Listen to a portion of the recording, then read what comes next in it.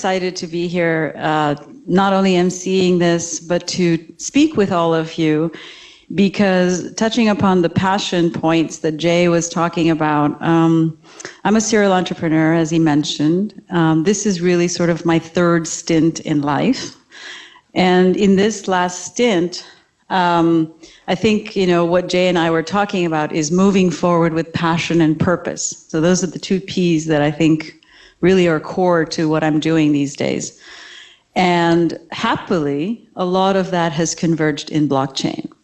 And I've been in the Valley for many, many years and have seen the cycles of technologies here in the Valley. And I think I haven't been more excited than I am today with blockchain. It's a palpable sort of excitement, transformative experience. And so I'm really excited to share that passion and purpose and vision with all of you tonight. So a little bit of background. A lot of the passions that I talked about have converged in blockchain and in healthcare. That's a sector in which I find a great deal of passion and purpose in. It's a global vision. And all of that is based on the background that I have with all of the many things and the roles that I've held throughout my life. So it's a lot of crystallization of things, and that's why it's so exciting. The global vision is absolutely central to who I am as a person. As you can guess, I'm originally from India, but I grew up in Morocco. And then I came to the US for my university education, and obviously I've lived here longer than I have anywhere else in the world. But part of that journey has been to embrace multicultural thinking, global thinking, and to bring it all in Silicon Valley, which, as we all know, is a melting pot, because how many of us are truly from Silicon Valley? Not very many of us. Most of us are transplants from elsewhere. So I think this sort of thinking and global vision and purpose really have crystallized in blockchain for me. I'd like to talk a little bit about the title for this event tonight, which is Blockchain Beyond the Hype. So how many of you have heard about Bitcoin, Ethereum, cryptocurrency? Those are pervasive in the headlines, and rightfully so. They're incredible. But very few of us actually have heard in mainstream news about the quiet revolution that is happening within enterprise. So a lot of the focus for tonight's program is on enterprise, because this quiet revolution is transforming the landscape of technology and the use of technology within enterprise.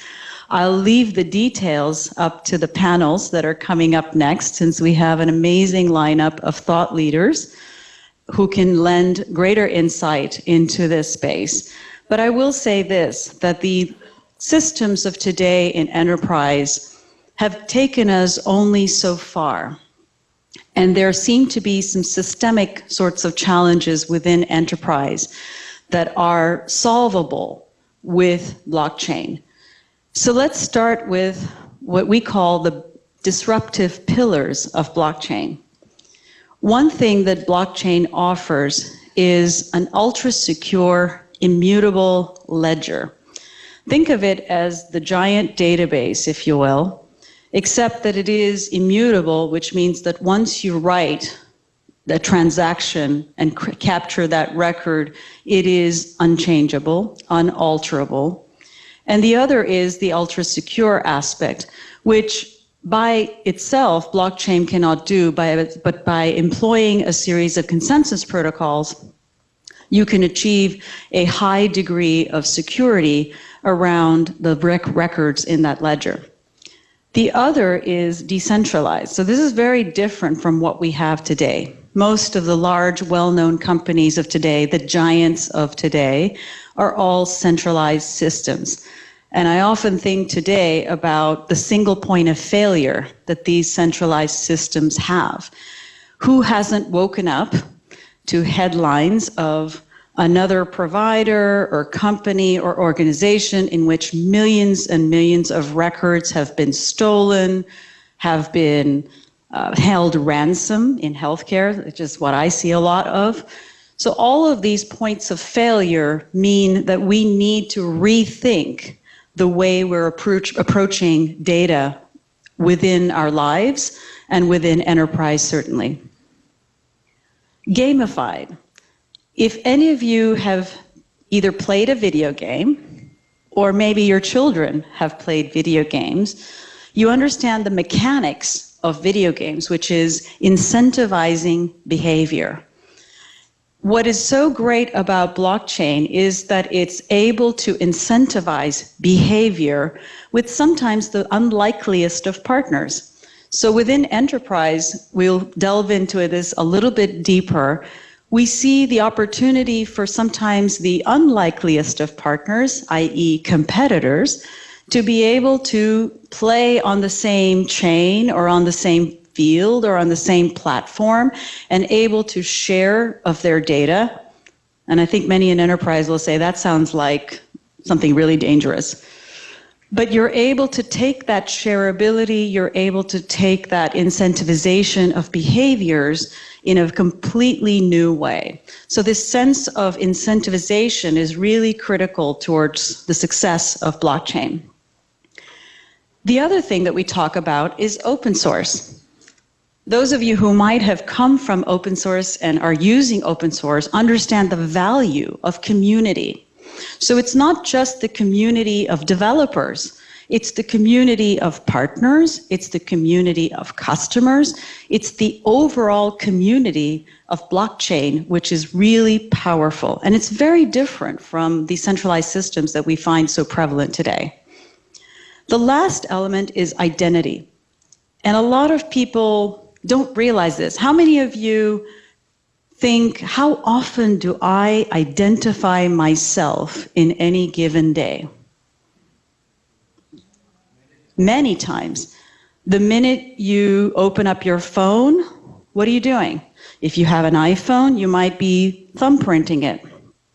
That's biometric. You might be entering a password. That's authentication. Every activity that we have, that we use every single moment of our day is based on authentication and is based on verification of identity. This is something that is very central to how blockchain works. And so the power of blockchain and the disruptive and transformative power of blockchain comes from some unique properties that protect and serve to build upon the identity that is so central to our lives. So I will go through a few use cases. I'll leave the greater details to the panels. But we see a lot of real use cases in enterprise in three major areas. We've got healthcare, supply chain management, and financial services. And government. There's government as well. Pardon? Sure. But I'm just talking about the majority of use cases. Some of you might not realize, for example, IBM is one of the key players in this space, as is Oracle. IBM has over 700 proof of concepts currently deployed in enterprise, in blockchain. IBM has over 1,500 individuals just in their blockchain segment alone. These are some of those sound bites that most people are not aware of. So I'm really excited to share with you that in these three areas, we're seeing some really great low-hanging opportunities for people to use blockchain. To talk about healthcare, I'll just address 2 points. How many of you have heard of EHR, the electronic health record, right? So if you talk about EHR, you're going to think about interoperability. It's the ability for one system to be able to share data and talk to another system.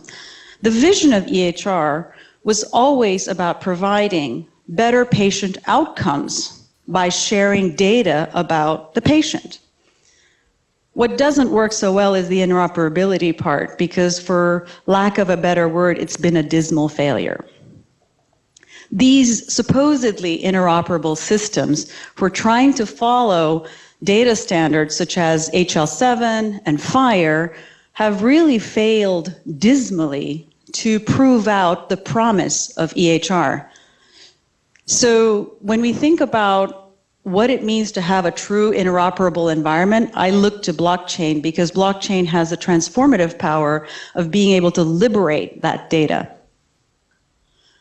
Who hasn't heard of counterfeit anything? Did you know that the problem of counterfeit drugs globally is $200 million? Billion, sorry. Thank you. That's a big problem. So if you think about the global problem of counterfeit drugs and what that means in impacting human lives, it's pretty astronomical. In supply chain, what we're seeing is use cases in product traceability, the track and trace problem, because supply chain currently is sort of that black box. Something goes in, somebody manufactures something, and an end user buys it. What happens in between is this big black box, and there's very little visibility, and it takes a long time if you want to track in something. Product provenance and authenticity, making sure that these goods are authentic and true, that's a big problem. Who hasn't heard about the big problem? I think there was a headline that I recently saw on LinkedIn, which was the fake goods on Amazon. How do you know if something's real? How do you know that it actually is what it is? That's a big problem. And lastly, in fintech, what we're seeing huge amounts of problems is in cross-border payments. Centralized banking systems have set up these clearing houses to be able to facilitate payment transactions. And I don't know if you know this calculation, but it's really T+2. It's always 2 days more.